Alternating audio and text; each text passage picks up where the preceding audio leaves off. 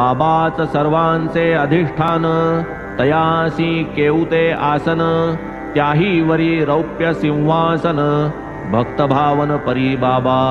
बहुता दिसांची जुनी बैठक, गोणत्याचा तुकडा एक, त्यावरी घालिती भक्त भाविक, गादी सुरेख बैसाया। मागील टेकायाची भिंत, तेथे तक्क्या ठेविती भक्त, जैसे भक्तांचे मनोगत, बाबाही वागत तैसेच।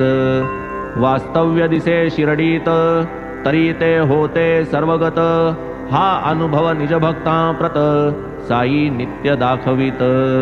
स्वये जरी निर्विकार, अंगीकारित पूजा उपचार, भक्त भावार्थानुसार, प्रकार सर्व स्वीकारित।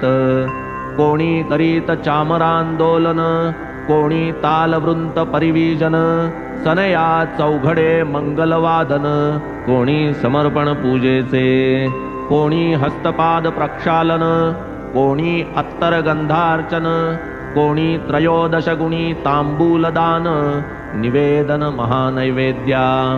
कोणी दुबोटी आडवे गंध, शिवलिंगा तैसे चर्चिती सलंग, कोणी कस्तुरी मिश्रित सुगंध, तैसेची चंदन चर्चित। एकदा तात्या साहेब नूलकरांचे, स्नेही डॉक्टर पंडित नावाचे, घ्यावया दर्शन साई बाबांचे, आले एकदाच शिर्डीत।